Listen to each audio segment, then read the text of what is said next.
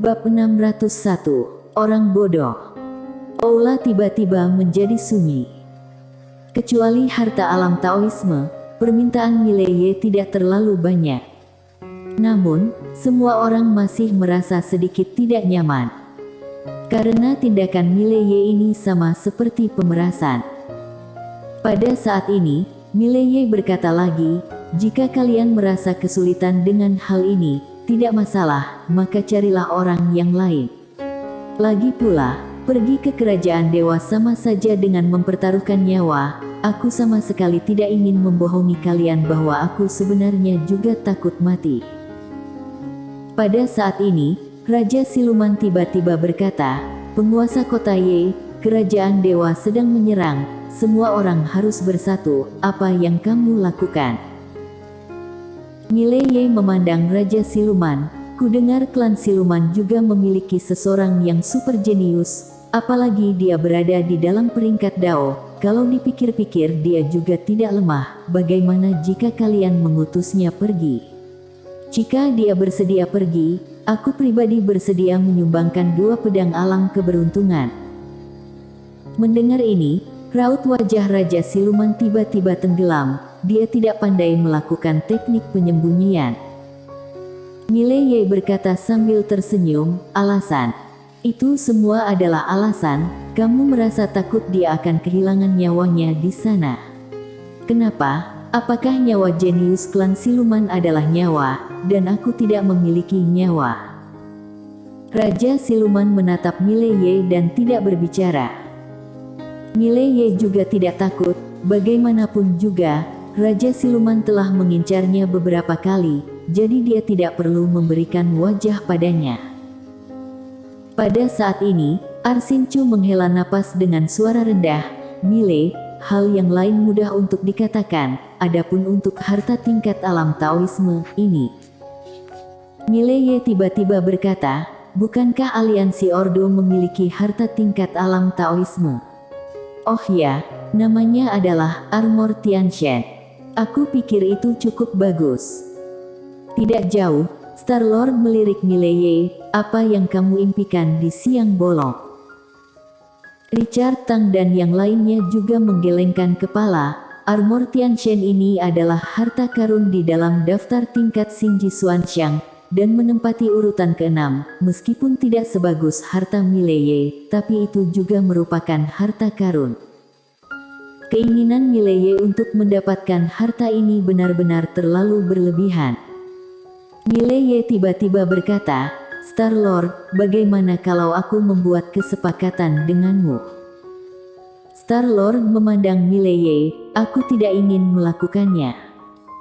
Dia sangat waspada terhadap Mileye sekarang, tindakan tidak tahu malu Mileye benar-benar tidak pernah terjadi di diri orang manapun.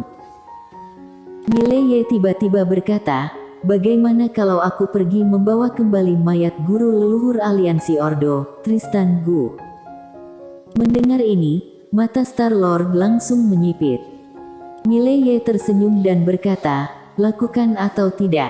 Jika kamu ingin melakukannya, maka berikan aku harta itu.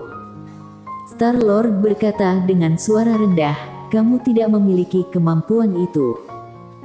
Mileye berkata, kamu tidak perlu mengkhawatirkan hal ini.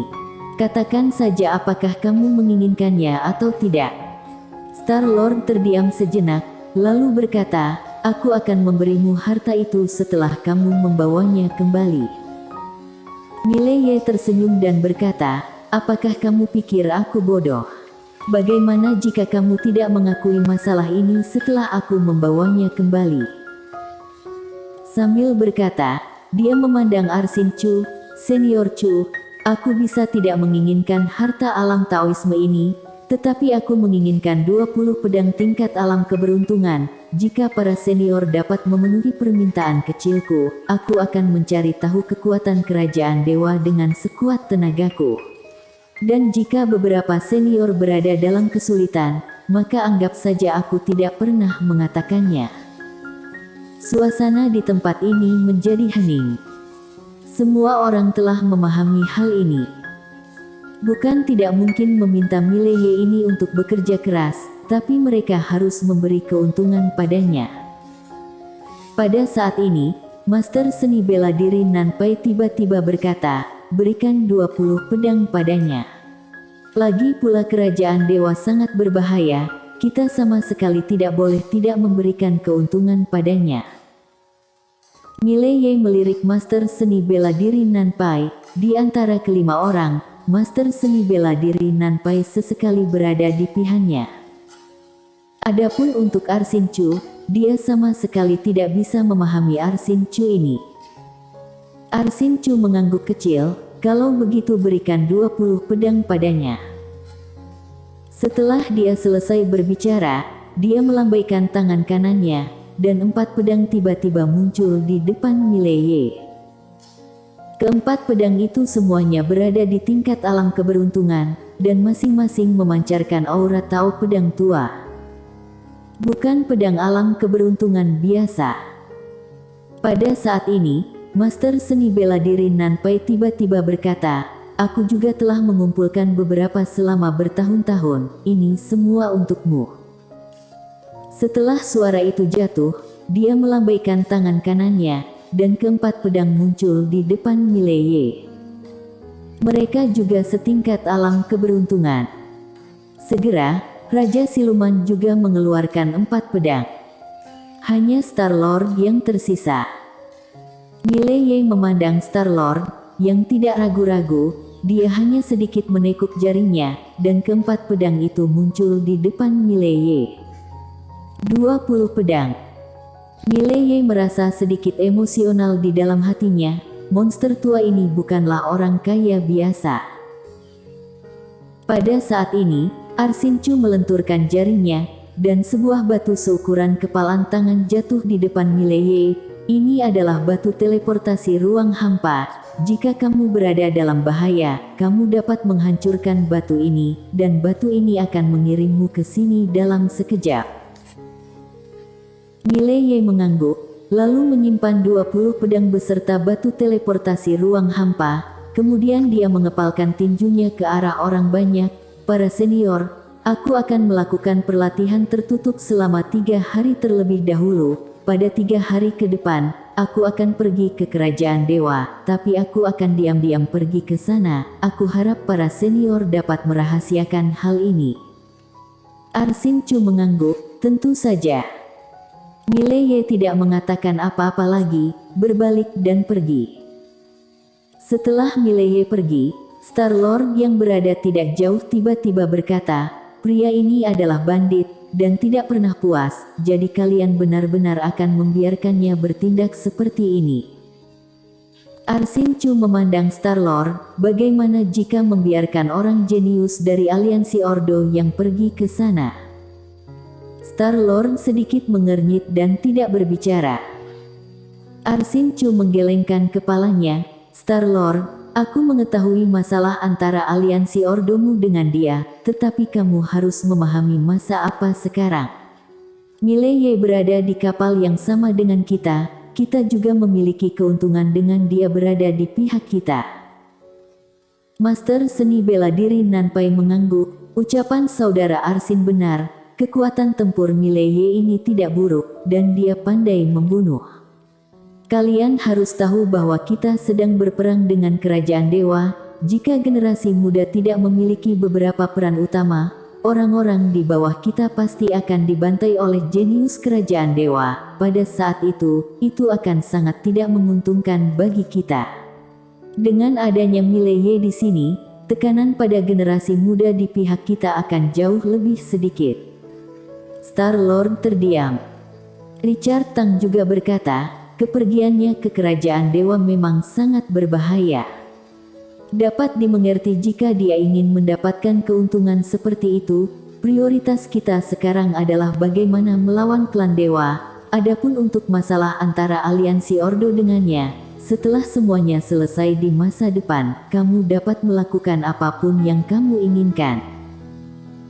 Pada saat ini, Arsin Chu memandang Kennard Chu yang berjarak tidak jauh darinya dan berkata, kirim perintah pada pasukan Sendao, jangan memprovokasi orang ini dengan mudah. orang ini pemarah, dia akan mencari masalah dengan orang yang menyinggungnya. Kennard Chu berkata dengan suara rendah, pasukan Sendaoku juga tidak memiliki temperamen yang baik.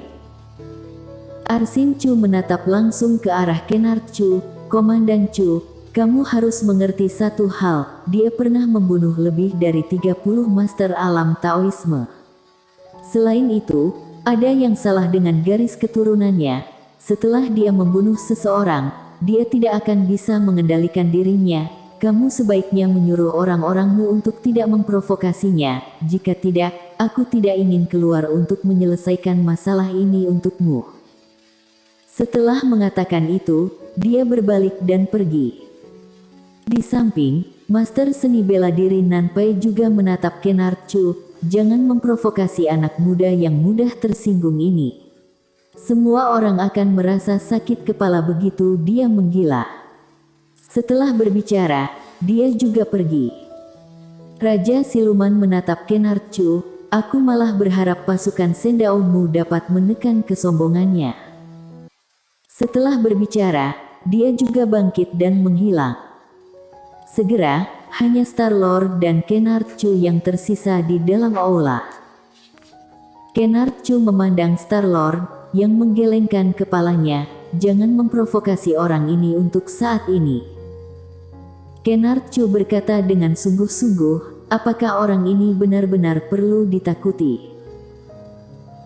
Star-Lord berkata dengan lembut, yang menakutkan tentangnya bukanlah kekuatannya, tetapi keberaniannya. Dia akan bertarung jika dia mau, dan tidak akan memikirkan konsekuensinya, dan akan bertarung sambil mempertaruhkan nyawanya denganmu. Dia adalah orang bodoh, jangan memprovokasinya untuk saat ini. Setelah berbicara, dia berbalik dan menghilang. Kennard Chu. Setelah Mileye meninggalkan aula tadian, dia menemukan tempat yang tenang. Kemudian dia mengeluarkan pedang tingkat alam keberuntungan dan menusuknya ke dalam perutnya. Melahap. Segera, garis-garis energi murni terpancar dari tubuhnya. Bersambung.